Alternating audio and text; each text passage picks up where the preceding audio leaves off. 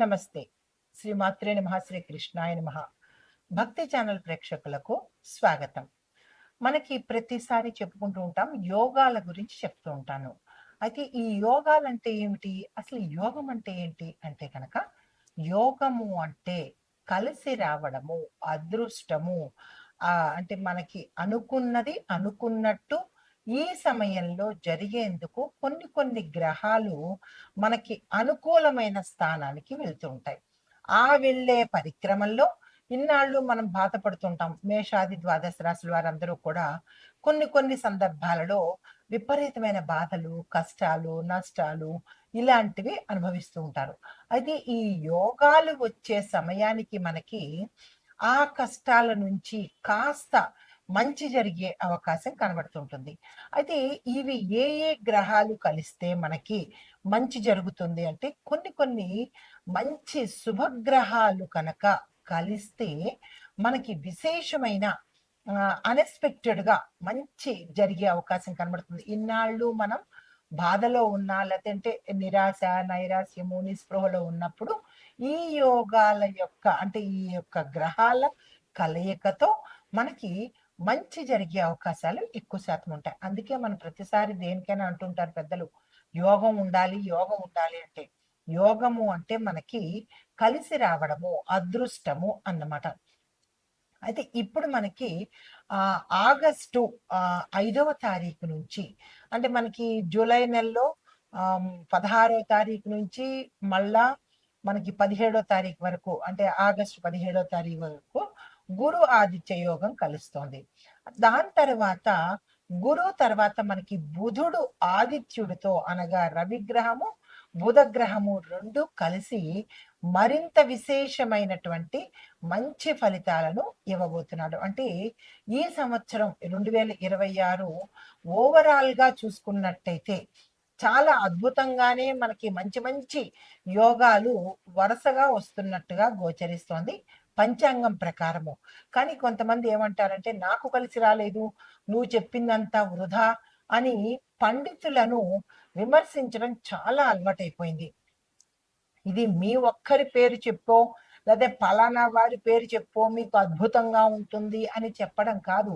పంచాంగం ప్రకారము చెప్పే మాటలు తప్ప ఎవరి సృష్టి కాదు, ఎవరు సొంత పైత్యము కాదు.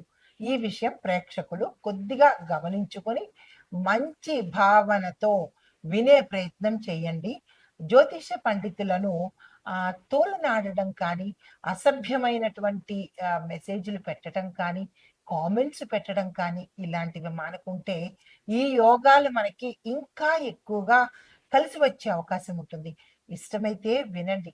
లేదు అంటే కనుక ఆపేసుకుంటే మంచిది. కానీ శాస్త్రాన్ని దుయ్యబట్టడం చేసినట్టయితే కనుక కొద్దిగా ఇబ్బందులు పడే ఎంత యోగాలు కలిసినప్పటికీ కూడా మనము ఇబ్బంది పాలయ్యే అవకాశం ఉంటుంది. కాబట్టి భక్తి ప్రేక్షకులు భక్తి మార్గంతోనే ఈ జ్యోతిష్యులు చెప్పినది ఏదైనా వినే ప్రయత్నం చేయండి.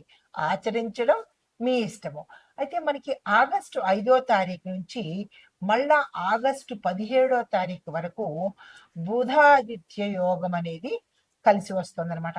అంటే ఇందులో బుధుడు, రవి ఈ ఇద్దరూ కూడా మనకి ఒకే రాశిలో సంచారం చేస్తూ మిగిలిన రాశులకందరికీ కూడా వారి వారి యొక్క జన్మ కుండలిలో ఏ స్థానంలో అయితే వీళ్ళు కలుస్తున్నారో ఆ స్థానము అద్భుతంగా ఉండేందుకు జరుగుతుందనమాట.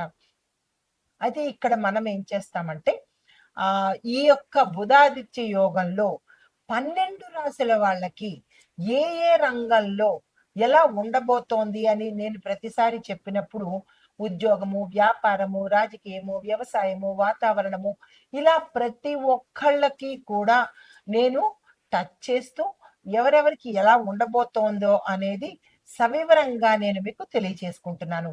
అదే పరిక్రమంలో ఈసారి బుధాదిత్య యోగంలో 12 రాశుల వాళ్ళకి, అందులోనూ విద్యార్థుల దగ్గర నుంచి ప్రతి ఒక్కళ్ళకు, స్త్రీలకు అందరికీ కూడా నేను ఒక్కొక్కటి వివరంగా చెప్తాను.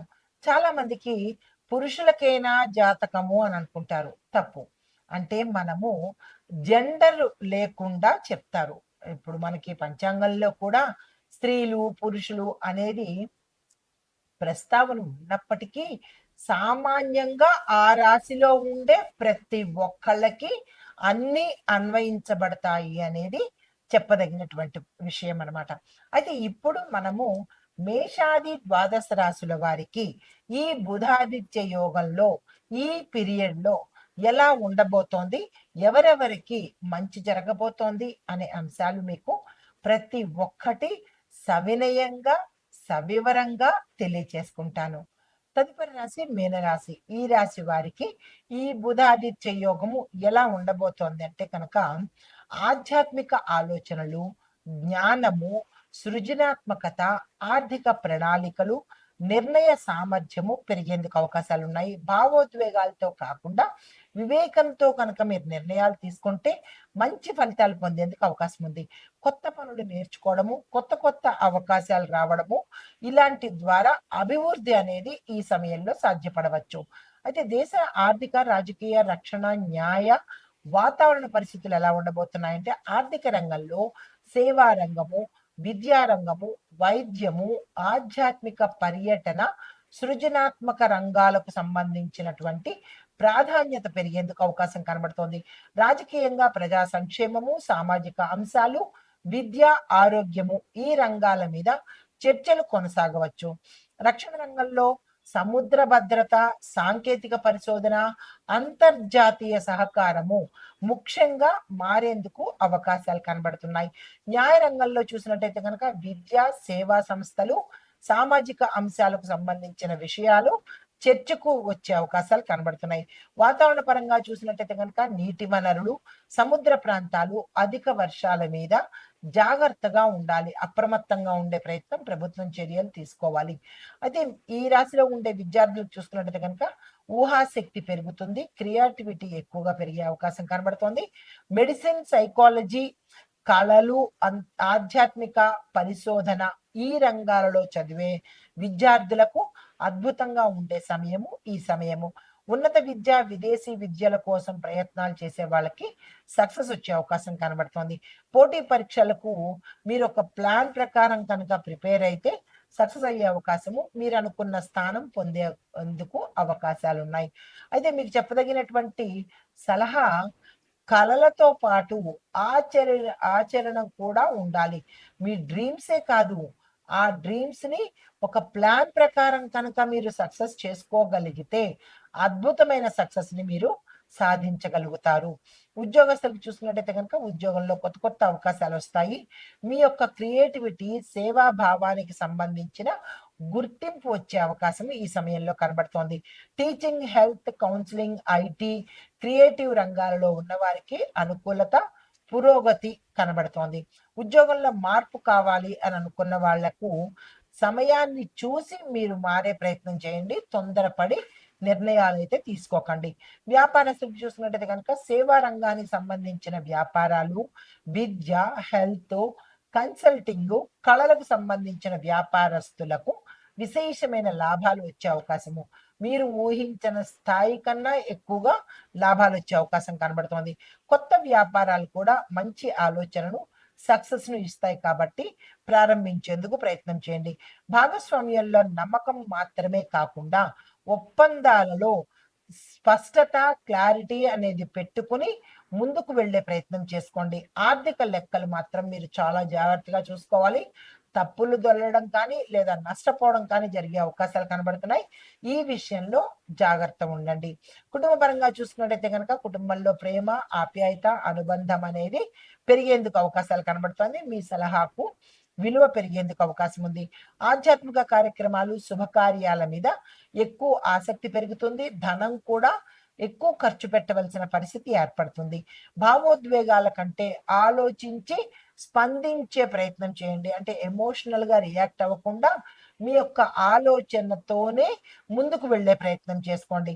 వివాహము, సంతాన పరంగా చూసినట్టయితే కనుక వివాహం కాని వారికి మంచి మనసున్న వ్యక్తితో పరిచయం ఏర్పడుతుంది. ఆ పరిచయము వివాహంగా మారే అవకాశం కనబడుతోంది. వివాహ ప్రయత్నాలు నెమ్మదిగా అయినప్పటికీ స్థిరంగా ఉండేందుకు అవుతుంది. ప్రయత్నాలు మొదలుపెట్టండి.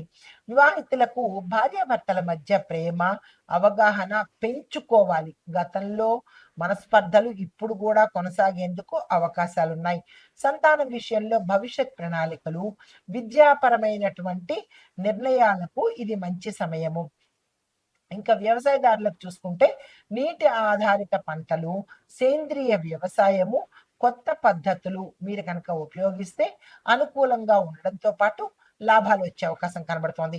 పంటల ఎంపికలో అనుభవజ్ఞుల సలహా మాత్రం మీరు తప్పనిసరిగా తీసుకోవాలి. వ్యవసాయ పెట్టుబడుల్లో తొందరపడకుండా నిర్ అంటే నిదానంగా నలుగురిని తెలుసుకొని పెట్టుబడులు పెట్టే ప్రయత్నం చేసుకోండి.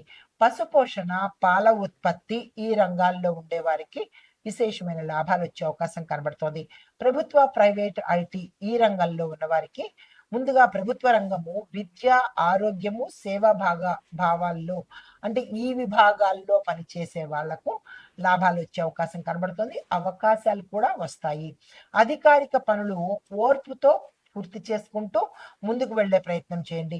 ఇంకా ప్రైవేట్ రంగంలో చూసినట్టయితే కనుక సృజనాత్మకతకు గుర్తింపు రావడంతో పాటు కొత్త బాధ్యతలు కూడా మీరు తీసుకోవాల్సిన పరిస్థితి ఏర్పడుతుంది.